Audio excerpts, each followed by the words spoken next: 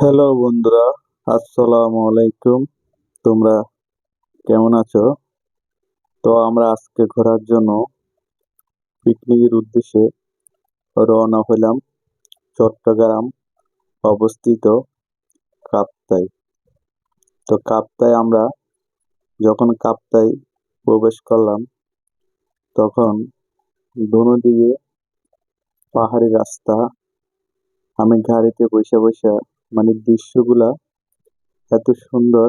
তোমরা যদি কোনো বিভাগ থেকে কখনো চট্টগ্রাম কাপ্তাই আসো, তাহলে তোমরা এই ধরনের প্রাকৃতিক দৃশ্যগুলা দেখতে পাবা, যা তোমরা না দেখলে কখনো বিশ্বাস করবা না।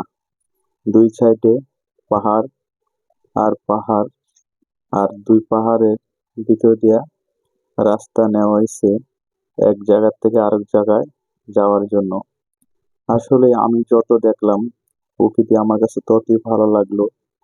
বিশেষ করে তোমরা যারা এই ধরনের প্রকৃতি ভালোবাসো, অবশ্যই তোমরা কাপ্তাই থেকে আসবা। আর চট্টগ্রামের ভিতরে যারা আছো, তাদের জন্য তো কোনো কথাই নেই। যে কোনো সময় চাইলে কাপ্তাই চলে যাইতে পারো ঘোরার জন্য। কাপ্তাই আসলে তুমি যত দেখবা, চারিদিকে পাহাড়, রাস্তা, তারপরে কাপ্তাই পাহাড়, পাহাড়ের উপর থেকে নিচে উপভোগ করা যায় অনেকগুলা লেক আছে সুন্দর। তুমি নৌকা দিয়ে ঘুরতে পারবা, ছোট মিনি লঞ্চ আছে, লঞ্চ দিয়ে ঘুরতে পারবা। এবারে রাস্তা আমরা এক সময় শেষ করে যখন আমাদের গাড়ি গন্তব্যে পৌঁছে, তখন আমরা ছুটে যাই পাহাড়ের চূড়ায় চড়ার জন্য।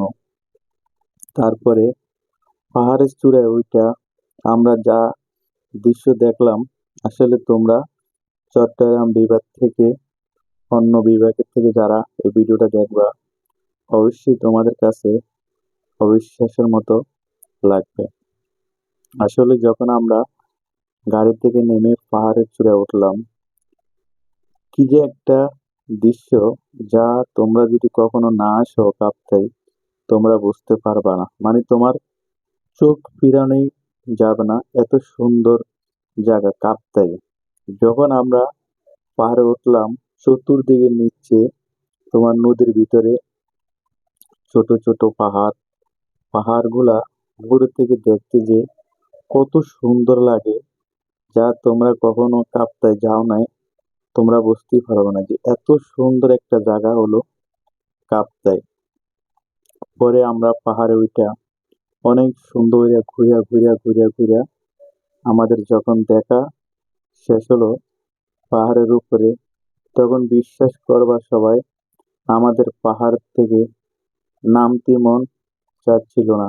এত সুন্দর জায়গা এই কাপ্তাই। আল্লাহ হাফেজ, ভালো হোক প্রতিটি মানুষের জীবন।